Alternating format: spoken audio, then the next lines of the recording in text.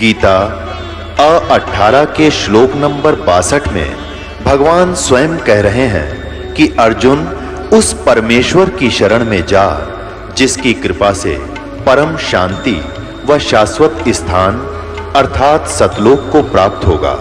वो परमेश्वर कौन है, कहां है, कैसा है, जानने के लिए कृपया अवश्य सुनिए जगत गुरु तत्वदर्शी संत रामपाल जी महाराज के अमृत वचन।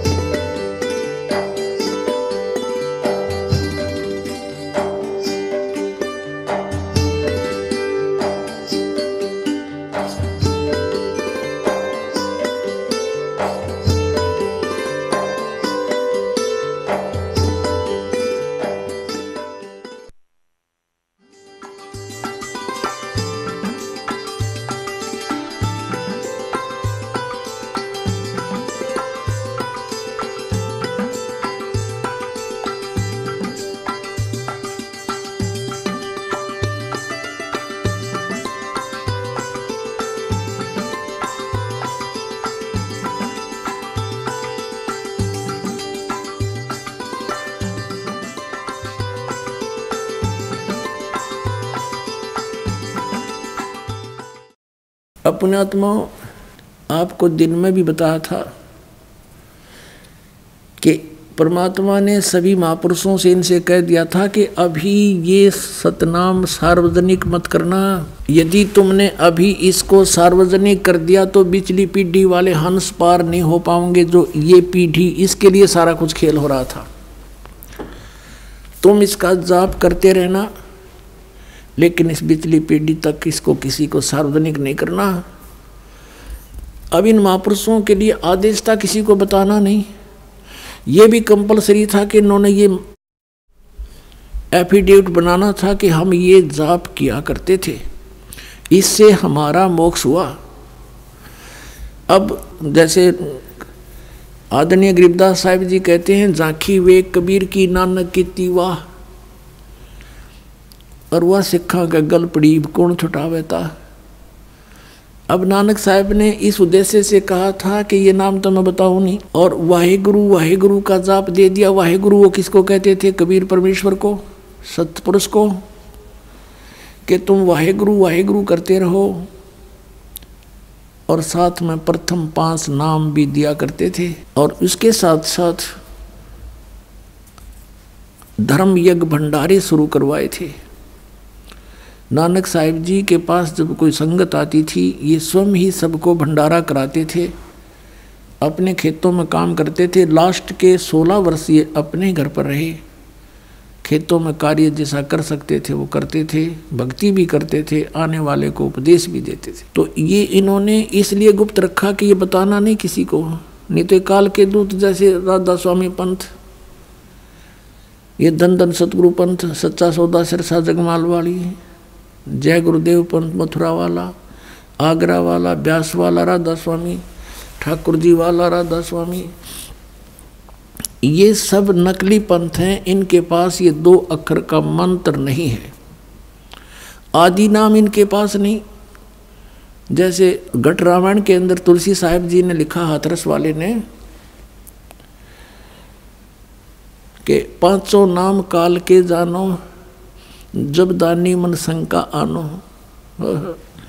500 नाम काल जीव वाख्या, 6वां नाम गुप्त कर रख्या। फिर बताया कि सतनाम ले सतलोक सिधाऊं, आदि नाम ले काल गिराऊं। अब सतनाम तो ये 2 अक्षर का, सतनाम ये 2 अक्षर का, जो अभी आपको नानक साहब जी के और मर्दाना और बाला की वार्ता में आपको बताया, ये है वो सतनाम 2 अक्षर का। और इसके आसपास भी नहीं है ये सचखंड के गीत गाने वाले राधा स्वामी वाले पंथी। यानी इस विश्व में कोई भी इस मंत्र से परिचित नहीं। पुण्यात्मा इस दास के अतिरिक्त ये सत्कर मान लेना तुम। और कोई अधिकारी नहीं। यदि किसी से ज्ञान हो जाए तो अधिकारी नहीं देने के। इसलिए परमात्मा ने इन काल के दूतों से इसे बचाए रखने के लिए, अगर गुरु ग्रंथ साहिब में ये लिख दिया जाता तो महापुरुषों ने, जिन्होंने गुरु ग्रंथ साहिब को बनाया, सब वाणियों का, पवित्र अमृतमणि वाणियों का संग्रह किया, उस समय इन्होंने इस बात को मद्देनजर रखा कि कहीं ये ओम सोहम का मंत्र सतनाम 2 अक्षर का और गुरु ग्रंथ साहिब में लिखा गया, आने वाले भक्त इसको पढ़ेंगे और पढ़ेंगे तो गुरु जी की आज्ञा की अवहेलना होने से ये हानि को प्राप्त हो जाएंगे, जैसे मर्दाना के साथ कैसी भयंकर दुर्घटना होगी थी, वो मौत को प्राप्त हो गया था। तो इस मध्य नज़र से उन्होंने जहाँ पर भी गुरु ग्रंथ साहिब के अंदर नानक साहिब जी की वाणी में ये मंत्र था, निकाल दी, वह वाणी नहीं रखी ग्रंथ साहिब में।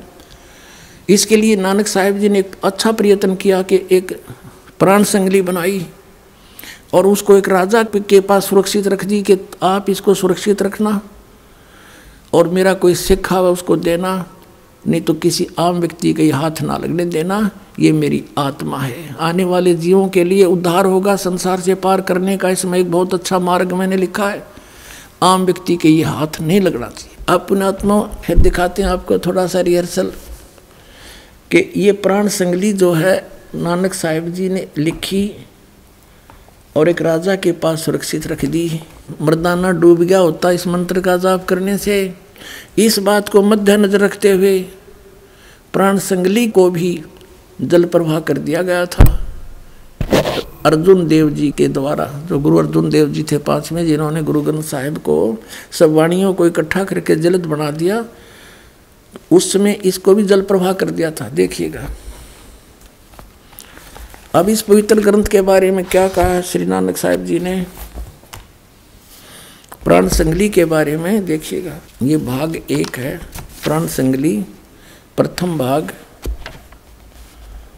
श्री गुरु नानक साहिब विरचित प्राणों का अपूर्व कवच, जो सूरत शब्द योग साधना में अमोघ तारों से रचा हुआ, काल कर्म का कृत, विद्नों के गुरुमुखों का सुरक्षित का हितकारी, जिसको गुरुमुखी अक्षरों में, गुरुमुखी अक्षरों से भाषा अक्षरों में सटीपण तैयार करके गुरु साहिब के संक्षिप्त जीवन चरित्र समेत संत संपूर्ण सिंह ने प्रेम प्रसाद रूप से अर्पण किया, जिसके मालिक वेलविडियर प्रेस इलाहाबाद ने अपने खर्चे से अपने यंत्रालयों में प्रकाशित किया। ये यहाँ से छपी, इसके देखना आवश्यक सूचना में गुरु नानक साहिब ने यह अपूर्व ग्रंथ प्राण संगली किस अवसर पर सिंगल द्वीप में वहाँ के परम भक्त राजा शिवनाभ जी को उपदेश करके बख्श दिया, और फिर उनकी 5वीं गद्दी के अधिकारी यानी गुरु अर्जुन देव जी ने, नानक साहिब जी की 5वीं गद्दी के अधिकारी गुरु अर्जुन देव जी ने उसे कैसे सिंगला द्वीप से मंगवाया तथा किस कारण से उसे गुरु ग्रंथ साहिब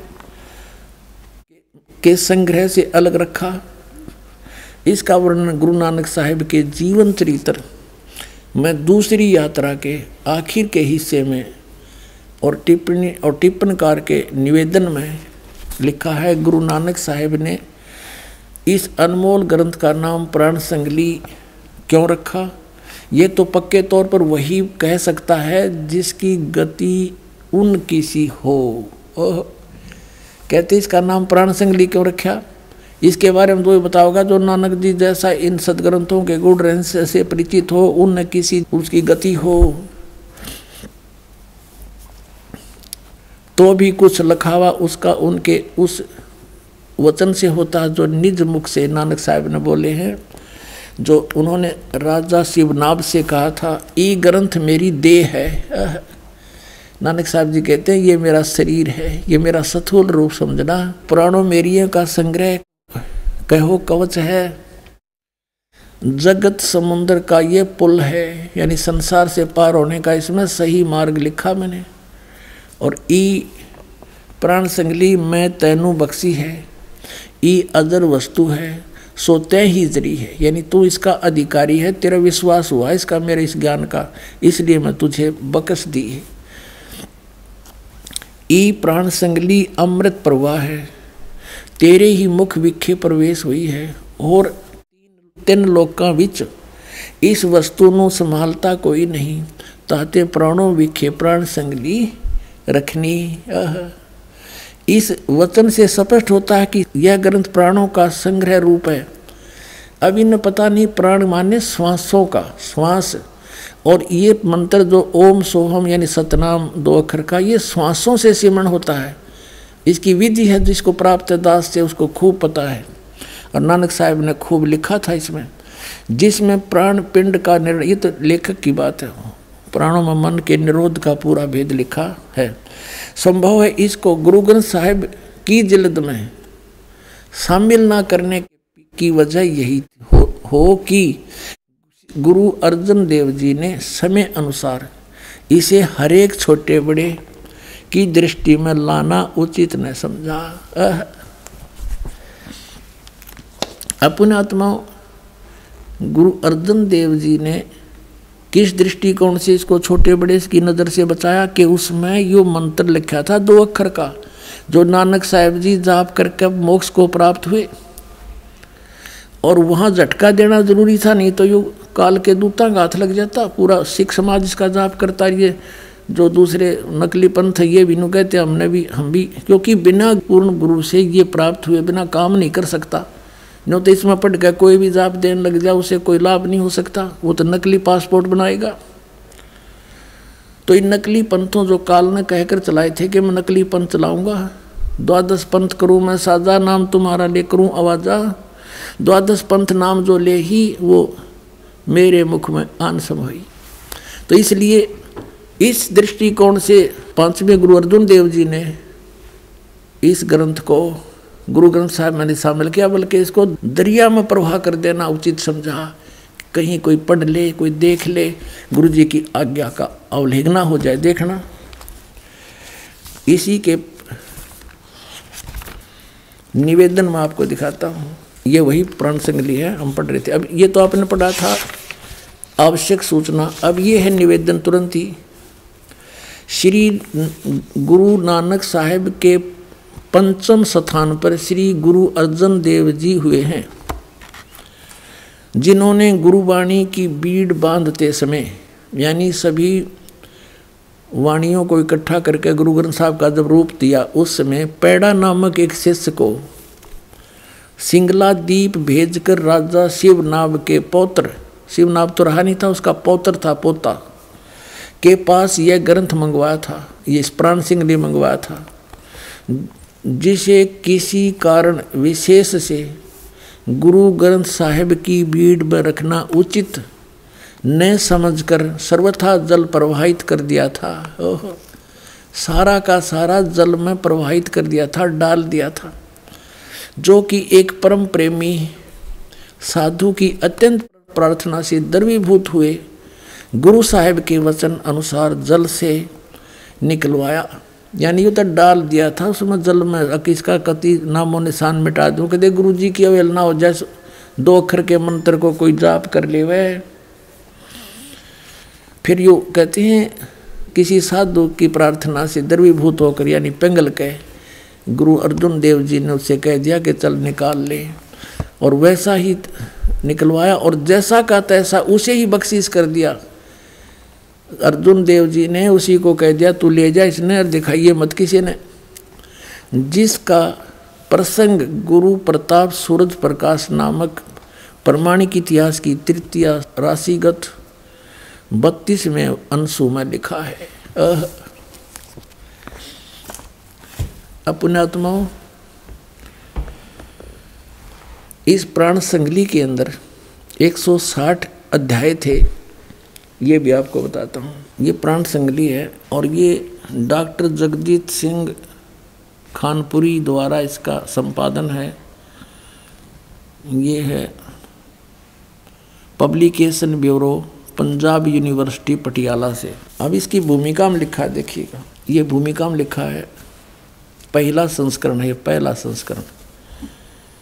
इसमें क्या लिखा है कि प्रस्तुत प्राण संगली दा प्रकाशित रूप है योग अते विशेष तौर ते हठ योग अनुसार प्राणायाम दा, यही ना अपनी तरफ से लिखा है इसका, जो भी सोचा इसको। इसमें क्या लिखा है ये, अब हम भूमिका में देख रहे हैं, भूमिका देखें इसकी, हम अपने मतलब की बात पढ़ेंगे। इसमें लिखा है कि संत संपूर्ण सिंह ने, जिसको हिंदी वाला आपने पढ़ा, संत संपूर्ण सिंह ने देवनागरी लिपि विच इस संस्करण ਦਾ ਪ੍ਰਕਾਸ਼ਨ ਕੀਤਾ।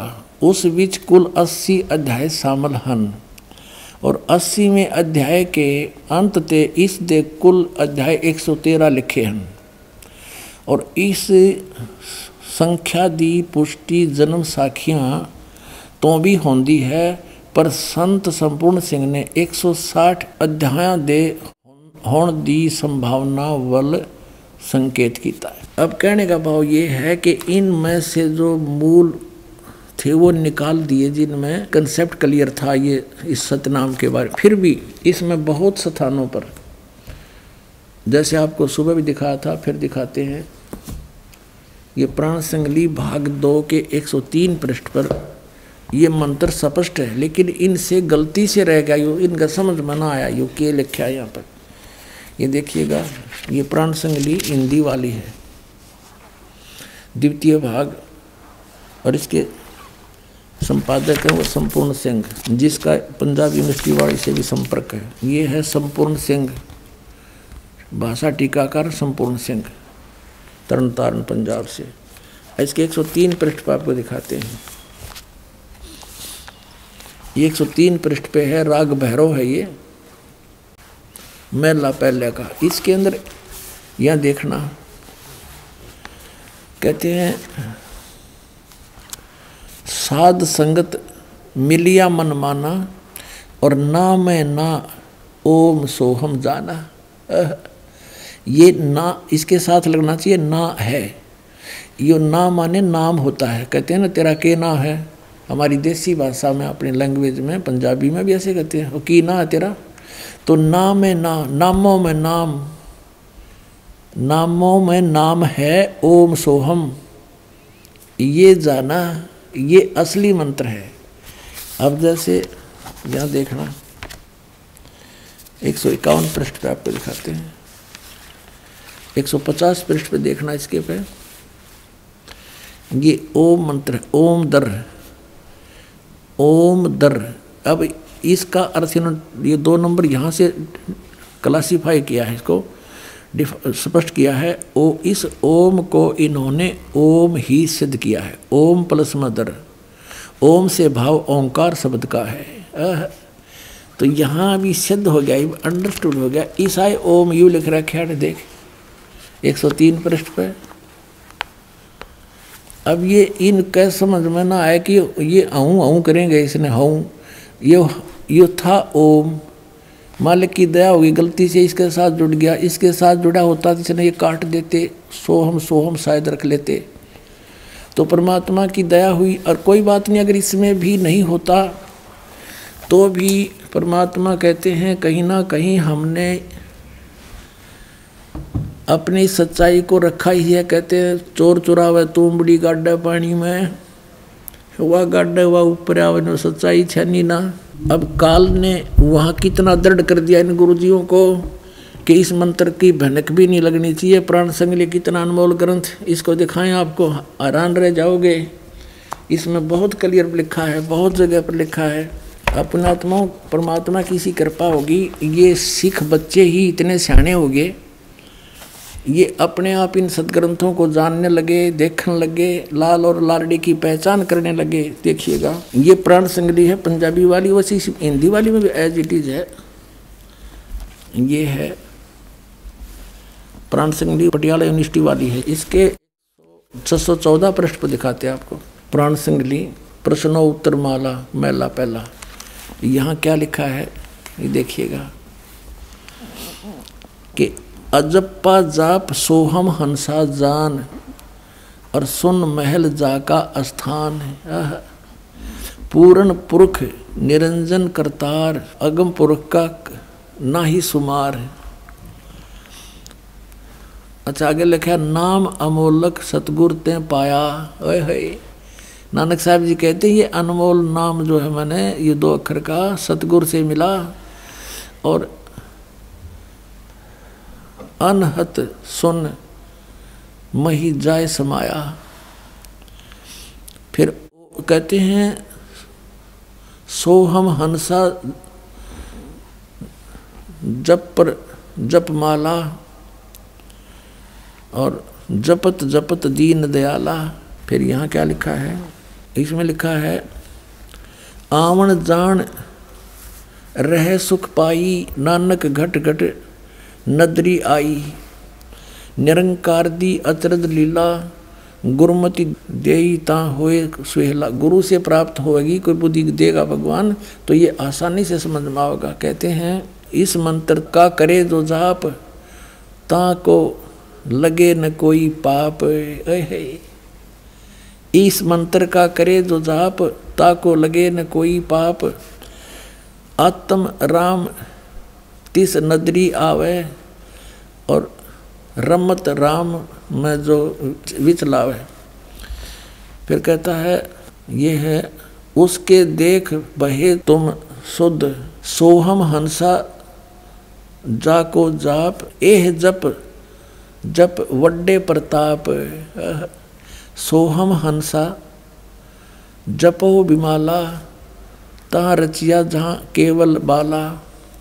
बहुत स्थान पर इन्होंने इस मंत्र के जाप करने के लिए प्रेरणा दी है। अपनात्माओं, इसमें एक और भी गलती हो सकती है कि लिखा होगा ओ हम सोहम जप माला, फिर भी हम इसको और प्रमाणित करते हैं। एक और सिख बच्चे ने ला के दिया है, ये यहाँ पर भी एक और प्रांत संगली है, इसमें भी ज्यों का त्यों लिखा है। ये वही ये है भाई चतर सिंह वाली, चतर सिंह जीवन सिंह वाली है, अमृतसर से छपी है।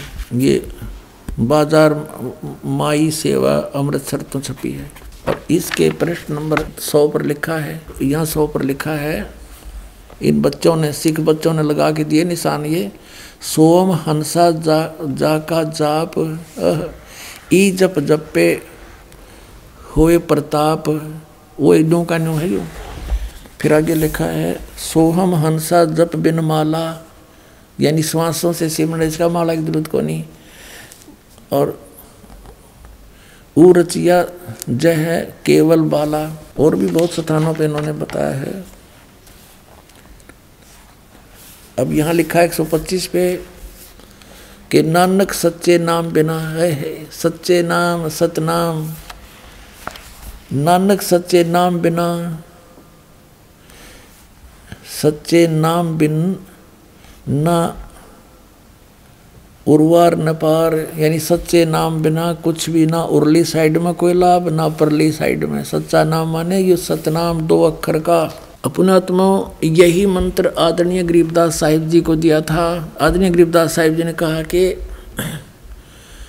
ओहम सोहम मंत्र जपिए, योग युगतिया धूणी तपिए। राम नाम जप कर थिर होई, ओहम सोहम मंत्र दोई। Nothing else.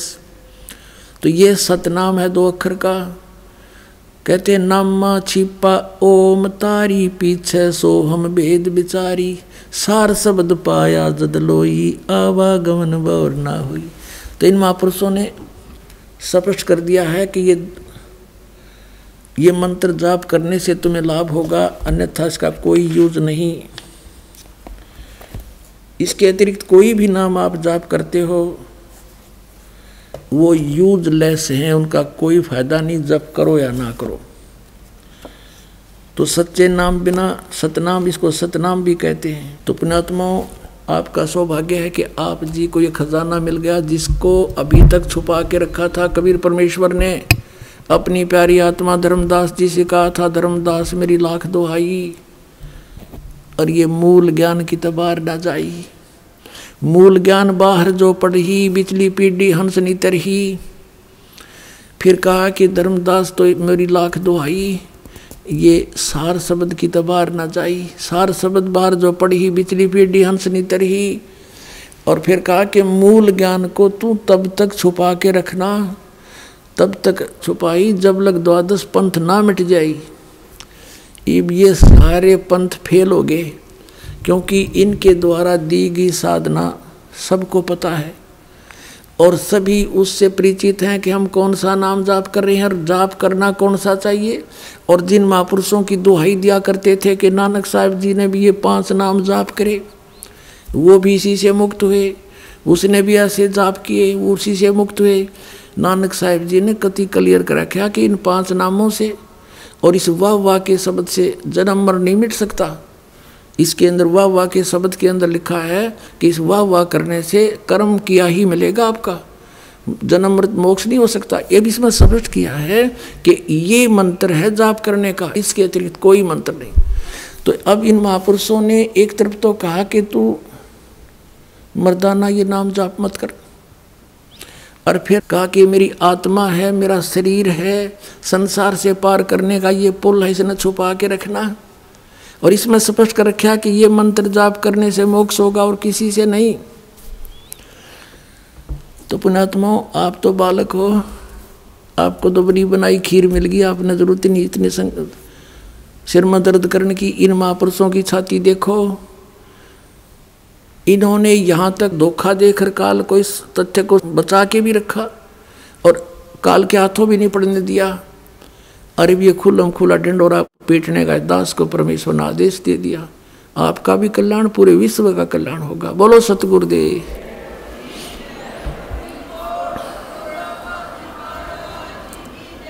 सत साही परम पिता परमात्मा पूर्ण ब्रह्म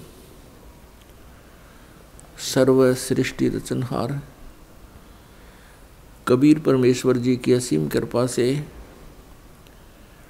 आप पुण्यात्माएं सत्संग सुनने के लिए उपस्थित हुए।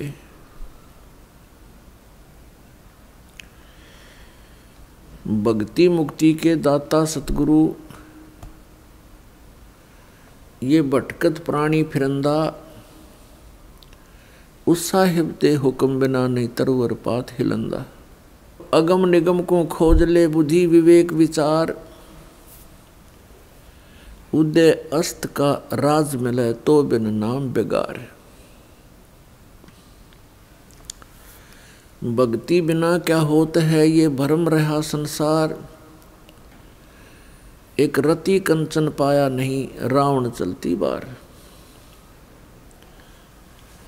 सर्व सोने की लंका होती, रावण से रणधीरम, एक पलक में राज बिराजिए जम के पड़े जंजीरम। पुण्यात्माओं, जो प्राणी सत्संग प्राप्त करते हैं, सत्संग में पहुंच जाते हैं, धन्य है उनके पुण्य कर्म, धन्य है उनके माँ बाप जिनसे जन्म हुआ। मात पिता मिल जाएंगे, मात पिता मिल जाएंगे, 184 माँ। सतगुरु सेवा और बंदगी भाई फेर मिलन की ना। परमेश्वर कबीर साहब जी आकर के हमें याद दिलाते हैं कि मनुष्य जीवन बहुत ही दुर्लभ है। अन्य प्राणियों की योनियां तुमने बहुत बार भोग चुके हो, ना जाने कितनी बार पशु बने, पक्षी बने, जलचर बने, वनचर बने। परमात्मा याद दिलाते हैं कि माता पिता तो आपको प्रत्येक जूनी में प्राप्त हो जाएंगे। पशु बनोगे वहाँ माता पिता, पक्षी बनोगे वहाँ माता पिता, लेकिन सतगुरु सेवा और बंदगी ये फेर मिलन की ना। पुण्यात्माओं, मनुष्य शरीर के अंदर ही ये वस्तु उपलब्ध हो सकती है। मनुष्य शरीर के अंदर ही परमात्मा प्राप्ति हो सकती है और मनुष्य शरीर प्राप्त प्राणी को ही सत्संग उपलब्ध हो सकता है। पुण्यात्माओं, सत्संग मिलना बहुत कठिन है। सत्संग उसे कहते हैं जिसमें सच्चा ज्ञान हो। बाकी सत्संग नहीं है। जिनके ज्ञान ऐसे बच्चों जैसे हैं तो क्या वो संत सत्संग करते हैं? जो अभी तक परमात्मा को निराकार बताया करते थे, क्या वो सत्संग करते हैं? वो झूठ बोला करते थे। अभी तक जो ब्रह्मा विष्णु महेश के माता पिता कहते थे इनके कोई माता पिता नहीं है, इनकी जन्म मृत्यु नहीं होती, तो क्या वो सत्संग किया करते?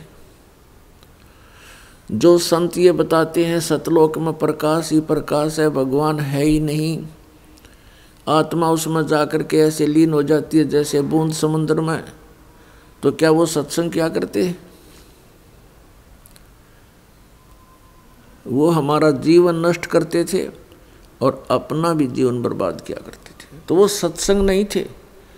और भोले श्रद्धालु उनके द्वारा दिए गए वचनों को सत्संग जानकर निश्चिंत हुए बैठे थे। अब सत्संग आपको अब प्राप्त हुआ है या उन महापुरुषों ने सत्संग किया था जिनको परमात्मा मिले थे? परमात्मा की प्राप्ति के उपरांत जिन्होंने जो वचन बोले वो सत्संग था। उनमें कौन कौन से महापुरुष थे जिनको परमेश्वर प्राप्ति हुई? जो दास के नॉलेज में है उनमें से चंद महापुरुषों के नाम इस प्रकार हैं। आदरणीय धर्मदास साहिब जी, आदरणीय मुल्कदास साहिब जी, आदरणीय नानक साहिब जी, आदरणीय दादू साहिब जी, आदरणीय गरीबदास साहिब जी, गांव छुडानी, जिला झज्जर, हरियाणा वाले, आदरणीय गीसादास साहिब जी, गांव खेखड़ा, जिला मेरठ, उत्तर प्रदेश वाले। इन महापुरुषों ने जो परमात्मा प्राप्ति के बाद जो वचन बोले वो सत्संग था, और इनके अतिरिक्त जो वचन इन महापुरुषों की वाणी से मेल नहीं खाते वो सत्संग नहीं है।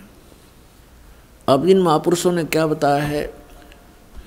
अनंत कोट ब्रह्मांड का एक रति नहीं भारे, सतगुरु पुरुष कबीर हैं ये कुल के सिरजनहारे। ना सतगुरु जननी जने उनके माने बापे, पिंड ब्रह्मंड से रहित हैं नावा तीनों तापे। परमात्मा स्वयं भी आकर के क्या बताते हैं कि चारों युग में संत पुकारे, कूक कहा हम हेल रे, हीरे माणिक मोती बरसे ये जग चुगता डेल रे। पुण्यात्माओं, परमात्मा के गुणों में, परमात्मा की लीला में जो सदग्रंथों में वर्णित है, स्पष्ट किया हुआ है कि वो परमात्मा ऊपर सतलोक में रहता, सचखंड में। संत भाषा में उसको सचखंड कहते हैं और वेद भाषा में उसको रतधाम बोलते हैं। रतधाम मीन सतधाम, सतलोक कहो, सतधाम कहो। संत भाषा में परमात्मा की उपाधि सतपुरुष, अकाल मूर्त, शब्द स्वरूपी राम आदि से कहा जाता है। वेदों और गीता में उसको परम अक्षर ब्रह्म कहा है, सच्चिदानंद घन ब्रह्म कहा है, दिव्य परम पुरुष कहा है। वो परमात्मा हम सब के पिता है। हम अपनी गलती से काल के जाल में फंस गए, वो दयालु हमारे लिए फिर भी भटक रहे। पुण्यात्माओं, अब समय आ गया है, बहुत सतर्क होना पड़ेगा आपको। असंख्य जन्म हो गए आपको इस काल के लोक में कष्ट पर कष्ट उठाते हैं। उसके विषय में बताते हैं, कोटि जन्म तो भरमत हो गए, कुछ ना हाथ लगा रे, और कुकर सुकर खरबा बोरे, कौआ हंस बुगारे। कोटि जन्म तू राजा की न मिटी न मन की आशा, भिक्षुक ओ के दर दर घूम लिया, ये मिला ना निर्गुण रसा। इंद्र कुबेर ईश की पदवी, ब्रह्मा वरुण धर्मराया, विष्णु नाथ के पुर को जाके तू फिर भी वापस आया। असंग जन्म तन मरत्या होगे, जीवित क्यों ना मरे रे। और 12 मद मैल मठ बोरे, बहुर न दे धरे रे। दोजक बहिष्ट सभी ते देखे, राजपाट के रसिया, 3 लोक से तरपत नाही, ये मन भोगी खसिया। 3 लोक से तरपत नाही, ये मन भोगी खसिया। सतगुरु मिले तो इच्छा मेटे, पदमल पदे समाना, चल अनसा उस लोक पठाऊं, जो आदि अमर अस्थाना। 4 मुक्ति जहाँ चंपी करती माया, होरी दासी, दास गरीब अभय पद पर से, वो मिले राम अविनाशी। पुण्यात्माओं, आप बिल्कुल बालक हो। काल ने आपकी बुद्धि को इतना सीमित कर दिया, जैसे संतों को हम ऐसे नजर आते हैं जैसे एक भैंस का बच्चा मर जाता है तो व्यापारी लोग क्या करते हैं, उसके खाल उतरवा लेते हैं बालों समेत, और उसको साफ करके उसके अंदर भूस भर देते हैं, भूस, और ऊपर से चमार से उसको सिलवा लेते हैं। एक पूंछड़ सी लटकती रहती है, और उस भैंस के सामने उस बुत को, उस कार्टून को रख देते हैं, और उसको चाटती है, उसको प्यार करती है, उसको अपना बच्चा मान लेती है। और जब व्यापारी उसको लेकर उस कार्टून को चल पड़ता है, पीछे पीछे भैंस भी यहाँ करती फिरती है। अब उसकी बुद्धि इतनी काम नहीं कर रही कि इसमें भूस भर रखा, चाम लपेट रखा, ये तेरा बच्चा नहीं है। तो उन महापुरुषों ने जिनको परमात्मा मिले और सचखंड के दर्शन हुए, उन्होंने हम ऐसे नजर आते हैं कि इस हार्ड मांस इसके अंदर भर के ऊपर चाम लपेट दिया और ये बता दिया ये तेरा बेटा या तेरी बेटी, इस तरह तुम्हारा परिवार बना दिया। पुण्यात्माओं, आप जी ने थोड़ा विवेक करना पड़ेगा। कितनी बार संतों ने हमें कोशिश की है समझाने की, लेकिन हम इन काल के दूतों से प्रेरित होकर के भगवान के मार्ग को त्याग कर कुमार्ग स्वीकार कर लेते रहे, जिस कारण से हमारी बुद्धि विकसित नहीं हो पाई। वो परमात्मा हमारे लिए कितना कष्ट उठा रहे हैं। वो हमें बताने की चेष्टा कर रहे हैं कि सतलोक में चलो, वहाँ तुम्हें सुंदर शरीर मिलेगा, उसके अंदर ये नाड़ी तंत्र नहीं होगा, 5 तत्व से बना हुआ नहीं होगा, उसमें ना कोई रोग कोड होगा, उसमें बीपी हाई लो नहीं होगा, उसमें कभी वृद्धावस्था प्राप्त नहीं होगी।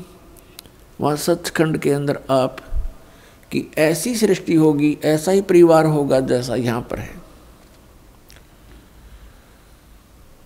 और वहाँ कोई काम नहीं। अपने आत्माओं, आपकी संतान हुई, आपने मकान बनाए, उन बच्चों के लिए सारी सुविधाएं की और करते ही रहते हो। अब ये नहीं पता पिता की मृत्यु हो जाए, पता नहीं माँ की मृत्यु हो जाती है, और पता नहीं बेटा मर जा बेटी मर जा। तो हम जिस व्यवस्था में सारा जीवन बर्बाद कर चुके, उसका हमें क्या लाभ हुआ। लेकिन हम सोचें क्या इसका विकल्प नहीं। हम देखते उसके साथ भी ऐसी घटना होगी, उसके साथ भी होगी, कोई बात नहीं है, तो होती रहती है। अब परमात्मा ने इसका विकल्प बता दिया, इसका अल्टरनेट बता दिया कि जब तक तुम्हारे संस्कार हैं, परिवार में आप रहो, और वो भी भगवान की आत्मा है, आपके बेटा बेटी रूप में रोल करने आए हैं, माता पिता रोल के रूप में आए हैं, तो उनको एक विशेष प्यार देना, आपस में खींचातानी नहीं बढ़ावे। इस दृष्टिकोण से कि हम उस पिता के बच्चे हैं अगर हम इनको किसी को एक दूसरे को दुखी करेंगे तो परमात्मा नाराज हो जाएगा, क्योंकि हम पहले गणे दुखी यहाँ पर। फिर हम एक दूसरे को सतावें, कोई वचन से जख्म करें, किसी को और कोई हानि पहुँचावें, तो हम तो कौवे हो गए, कौवे, मनुष्य नहीं रहे। जैसे कौवा जख्म के ऊपर चोंच मार के खून निकाल लेता है, हमने हंस बनना है तो हम सतलोक चलेंगे। वो परमात्मा हमारे पीछे फिर रहा है। जो जन मेरी शरण है ताका हूँ मैं दास, गेल गेल आज्ञा फिरूं जब तक धरनी आकाश। परमात्मा कहते हैं कि जो मेरी शरण में एक बार किसी भी युग में आ गया तो मैं उसके पीछे पीछे फिरता रहता हूँ और उसको पार करने की चेष्टा करता हूँ। क्या बताते हैं? अनंत कोट बाजी जहाँ हम रचे सकल ब्रह्मांड, कह कबीर मैं के करूं यू काल करे जीव खंड। कबीर साहब बताते हैं कि मैं इतना समर्थ हूँ, ये सभी ब्रह्मांड मैंने रचे। अनंत कोट बाजी जहाँ रचे सकल ब्रह्मांड, और कहे कबीर मैं क्या करूं ये काल करे जीव खंड। पुणात्माओं, आपने ये अमर कथा कभी सुनी नहीं थी। आप जी ने अपने ही धर्म मजहब के अंदर चल रही कथाओं को सुना, उन्हीं के आधार से आपका माइंड सेट हो गया। अब इस अमर कथा को सुनकर बहुत दिनों में जाकर आपका विश्वास होगा, और जब आपको ये कथा समझ में आ जाएगी उस समय देखना आपके मन की स्थिति क्या होगी। आप ऐसी स्थिति में हो जाओगे जैसे परघर पावना रह उठाए चत। जैसे दूसरे के घर में, दूसरे गांव में, रिश्तेदारी में कोई परौना चला जाता है, मेहमान रूप में जाता है, वो वहाँ रहता अवश्य है, लेकिन उसको पता है कि मैंने वापस जाना है, और उसको अपने घर की रह रह कर याद भी सताती रहती है। कहते हैं जैसे पर घर पावना रह उठाए चत। तो यहाँ से आपका ऐसे मन हट जाएगा एक दिन, और फिर उस सतलोक में आपका अगला कदम सतलोक में होगा। अब परमात्मा ने हमें आकर बताया कि जब सबसे पहले मैं यहाँ आपके दुखों को देखकर इसमें प्रवेश किया काल के लोक में, तो इस काल ने मेरा रास्ता रोकने की चेष्टा की, क्योंकि परमात्मा बताते मैं जोगजीत के रूप में था। जोगजीत वहाँ एक पुत्र है परमात्मा का, जो सर्वप्रथम 16 उत्पन्न किए थे उनमें से एक है। जोगजीत जानकर मेरे साथ इसने बहुत अड़ंगा अड़ाने की चेष्टा की, लेकिन मेरी शक्ति के सामने ये हताश हो गया। फिर चरण पकड़ लिए, रोने लगा, हाहाकार मचा दी।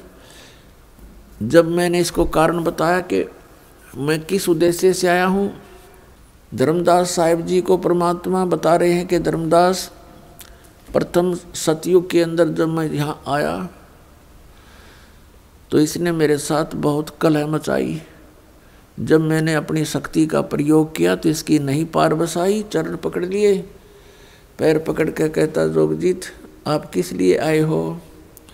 तो मैंने इसको बताया कि मैं नीचे जाऊंगा और सभी प्राणियों को बताऊंगा कि यू परमात्मा नहीं है, यू भगवान नहीं है जिसको तुम भगवान मान रहे हो, और एक ऐसा मंत्र दे के आऊँगा, सतनाम, सच्चा नाम, उसका जाप करने वाले प्राणी को तू रोक नहीं पाएगा। और सभी को बताऊंगा कि तुम यहाँ के रहने वाले नहीं हो, तूने इन सब को नशा करवा दिया, तीनों गुणों से एक एक इंजेक्शन लगवा दिया इनको। तो ये चिंतित हो गया। इसने कहा कि हे भगवान, मुझे श्राप लगा हुआ है 1 लाख जीव आहार करने का। यदि आप इन सब को ले जाओगे तो मेरा क्या होगा? परमात्मा ने कहा कि अब मैं इनको नहीं छोड़ूंगा, तेरा हो या ना हो। फिर इसने प्रार्थना की, प्रभु कोई बात नहीं, मेरी कुछ और समस्याएं हैं, उनका समाधान कर दीजिए और वचनबद्ध होकर के मुझे आशीर्वाद दीजिए। परमात्मा ने कहा, धर्मदास मैंने वचनबद्ध होकर के इससे कहा कि बोल क्या मांगता है। इसने कहा कि परमात्मा 3 युगों में जीव थोड़े ले जाना, चौथा युग जब कलयुग आवे तब तव शरण जीव बहु जावे। ऐसा वचन हर मोय दीजिए, तब तुम गवन संसार ही कीजिए। तो मैंने इसको कह दिया ठीक है तथास्तु कि ऐसा ही होगा। तो फिर इसने एक प्रार्थना और की थी कि परमात्मा जबरदस्ती ना करना हे बड़े भाई, क्योंकि जोगजीत रूप में खड़े थे परमात्मा और ये भी उन्हीं का भाई है। परमात्मा से कबीर से उत्पत्ति हुई इस काल की ज्योत निरंजन की। और इसने कहा कि हे प्रभु, हे बड़े भाई, जबरदस्ती ना करना, जो आपके ज्ञान को स्वीकार करे वो आपका और हमारे ज्ञान को स्वीकार करे वो हमारा। आप ज्ञान दे करके अपना बनाना, बाई फोर्स ना करना। वो तो मालिक को पता। अब यहाँ प्रश्न उठता है पुण्यात्माओं बहुत सी, क्योंकि हमारे अंदर बहुत युगों से ये अज्ञान ठुका हुआ है, भरा हुआ है खचाखच। ये सच्चे ज्ञान को टिकने नहीं देता। ना जाने कितनी शंकाएं उत्पन्न होती हैं। एक शंका तो ये उत्पन्न होगी कि भाई भगवान ने जानी जान, कहते हैं परमात्मा जानी जान है, अंतर्यामी है, सर्वज्ञ है, फिर क्या उनको पता नहीं था ये ऐसे ऐसे वचन मांगेगा? इसको वचन ना देते सतयुग में ही हमें वापस ले जाते। तो ये तो पुण्यात्माओं मन की बकवाद हैं, इस तरह के विचार जो जिसके अंदर आते हैं। हम सतलोक में रहा ही करते। यदि हम ऐसे टिकने वाले होते तो पहले ही ना वहीं रहा करते थे। आवश्यकता ही नहीं थी हमें यहाँ आने की, फिर भगवान को यहाँ दुख उठाने की हमारे लिए। परमात्मा को पता था कि सतयुग त्रेता द्वापर में ये प्राणी दुखी नहीं होता। पुण्यकर्मी प्राणियों को मनुष्य जीवन मिलता है सतयुग त्रेता द्वापर में, जिनके बहुत घने पुण्य होते हैं और वो सभी साधना भी करते हैं, मनमुखी साधना करते हैं, शास्त्र विधि त्याग कर भी साधना करते हैं। उनसे सिद्धियां प्राप्त अवश्य हो जाती हैं और उनके पूर्व प्रारब्ध कर्मों के आधार से, किस्मत में लिखे हुए पुण्यों के आधार से उनको सुख होता है, शरीर स्वस्थ होता है। सतयुग में पिता से पहले पुत्र की मृत्यु नहीं होती, जो सबसे बड़ा जख्म होता है पिता के लिए। और पत्नी से पहले पति की मृत्यु नहीं होती, जो पत्नी के लिए बहुत बड़ा दुखदाई होता है। और बहुत लंबी आयु होती है, शरीर स्वस्थ रहता है, आहार बहुत ही अच्छा होता है। तो इस प्रकार जब पिछले पुण्यों से उसको लाभ होता रहता है, साधना गलत करता रहता है, पाप इकट्ठे होते जाते हैं, पुण्य अक्षीण होते रहते हैं, फिर उसका जन्म त्रेता में होता है। त्रेता में भी ऐसी सतिथि लगभग रहती है। फिर द्वापर में होता है, हरे भरे वृक्ष होते हैं, सब जगह जंगल होते हैं, फलदार वृक्ष होते हैं, समय पर वर्षा होती है। तो इस प्रकार ये सोचता रहता है कि जो साधना पूजाएं मैं कर रहा हूँ इनसे मुझे लाभ हो रहा है, अज्ञानता के कारण। तो परमात्मा के ज्ञान को जो पहले वाले साधना से बिल्कुल हटकर होता है, उसको ये प्राणी बिल्कुल स्वीकार नहीं करता। अब कलयुग के अंदर ये प्राणी बिल्कुल कर्महीन हो जाता है, पापों की गठड़ी बांध लेता है और पुण्य इसके पास रहते नहीं। ये साधनाएं भी करता है और लाभ कति होता नहीं, या तो नास्तिक हो जाता है या फिर दुख को भोग कर ही अपना जीवन पूरा करता है। और उन अज्ञानी संतों ऋषियों ने, उन्होंने सतयुग के अंदर जो साधनाएं की, अब उनको वो मार्ग मिला नहीं, यह सतनाम उनको प्राप्त हुआ नहीं जो पाप नाश करता है। और जिस कारण से उन्होंने अज्ञान सिद्धांत बनाकर समाज में प्रवेश कर दिया कि कर्म तो भोगना ही पड़ता है, प्रारब्ध में लिखा हुआ तो भोगना ही पड़ता है, इसको कोई चेंज नहीं कर सकता, इसमें कोई परिवर्तन नहीं हो सकता। तो पुण्यात्माओं, हम परमात्मा की खोज इसलिए करते हैं, परमात्मा को इसलिए खोजते हैं कि हमारे जीवन में कोई कष्ट आवे तो वो टल जावे और हमारा कल्याण। कल्याण की तो बहुत बाद में समझ में आती है, पहले तो यही रहता है कि मेरे बच्चे सुखी रहें, मैं स्वस्थ रहूं, कोई ऐसी दुर्घटना मेरे जीवन में ना घटे जो मुझे पीड़ादायक हो। इसलिए हम परमात्मा की खोज में संतों के पास जाते हैं। और ये भी हमें मालूम है कि संतों के पास ही उसका समाधान होता है। और ये भी हम सुना करते कि परमात्मा ना जाने किस बेस में आ जा, तो वो परमात्मा कबीर साहब है, वो ना जाने क्या रूप बना करके और कब कहाँ प्रकट होता है और हमारे लिए भटकता रहता है, हमें समझाने की चेष्टा करता है कि तुम इस झूठे सुख को सुख कहे ये मान रहा मनमोद, ये सकल चबीना काल का कुछ मुख में कुछ गोद। तो पुण्यात्माओं, परमात्मा ने प्रोमिस कर रखा है और इसने भी प्रोमिस कर रखा है काल भगवान ने कि कलयुग में जब कितने जीव ले जाना, लेकिन इसमें ज्ञान आधार बनाना। तो पुण्यात्माओं, अब बुद्धिमान समाज हो गया है, इस ज्ञान से अब आप बालक नहीं रहोगे। परमात्मा के प्रयत्न को गहराई से सोचना, वो क्यों भटक रहे हमारे लिए सतलोक न छोड़ के, क्योंकि हम उनके बालक हैं, हम उसकी आत्मा हैं।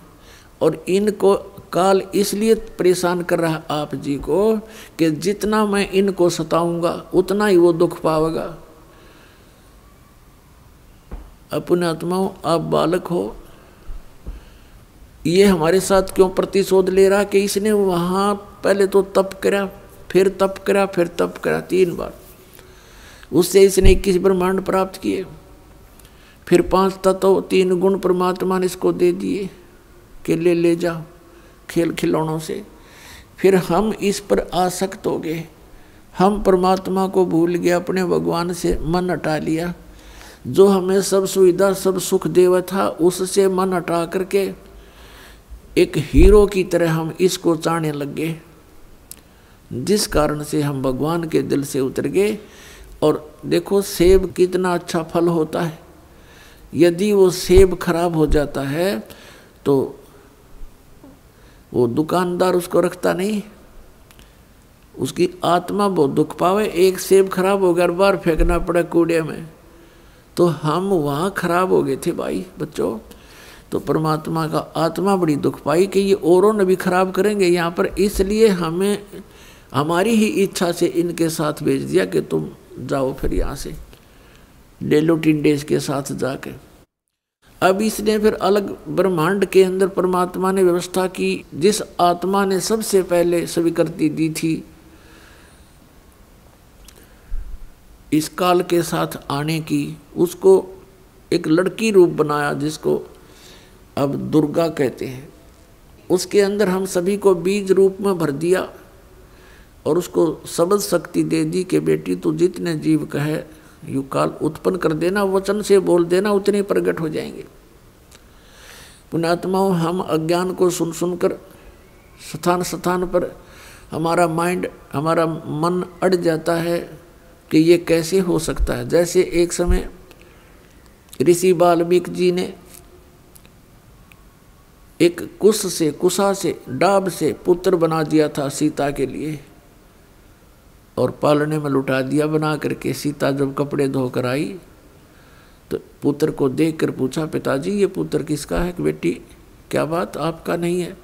कि मैं तो पुत्र को साथ लेकर गई थी कपड़े धोने के लिए।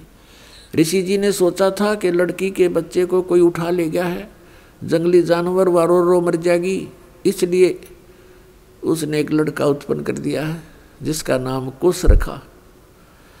और लव सीता से उत्पन्न हुआ था श्री राम के सहयोग से। तो कहने का भाव ये है कि उस ईश्वरीय शक्ति को थोड़ी बहुत संग्रह करके ये ऋषि लोग भी चमत्कार दिखा देते हैं, और वो तो परमात्मा के पास तो ये चमत्कार थोक के भाव के हैं।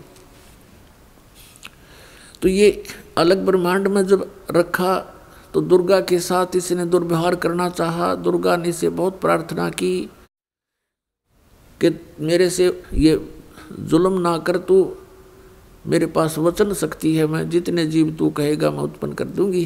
पिता ने वचन दे रखा, इसने नहीं माना, बकवाद करी, उसके साथ जोर जबरदस्ती करनी चाहिए तो लड़की ने उसके पेट में शरण ले ली सूक्ष्म रूप बना के।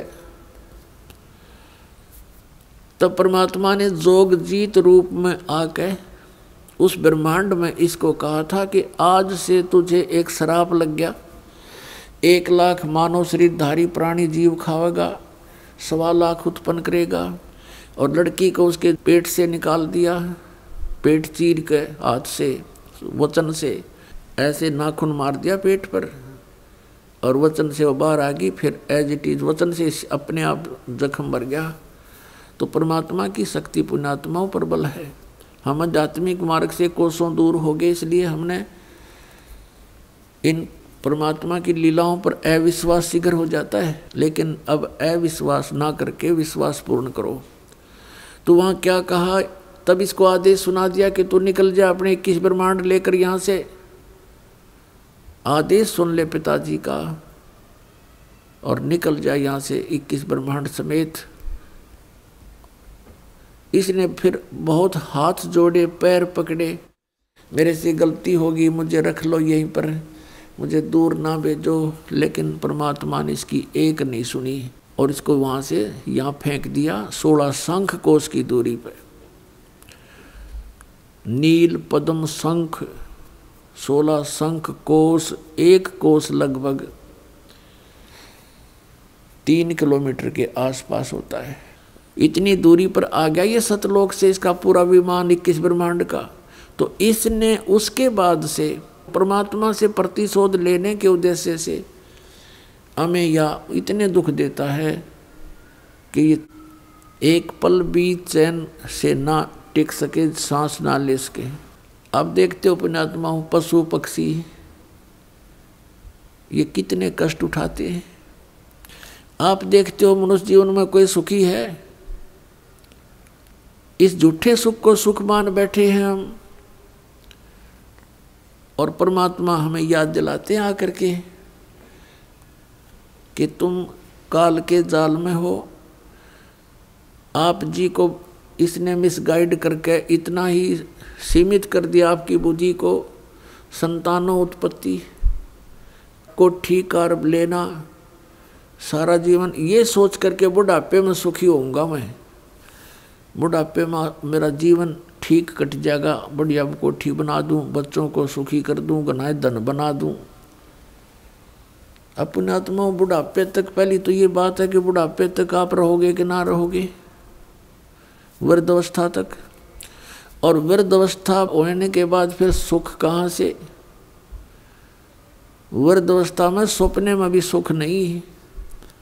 तो हमारी सारी ही सोच इस टाइप की थी जो हमें केवल दुख दे सकती है, सुख नहीं।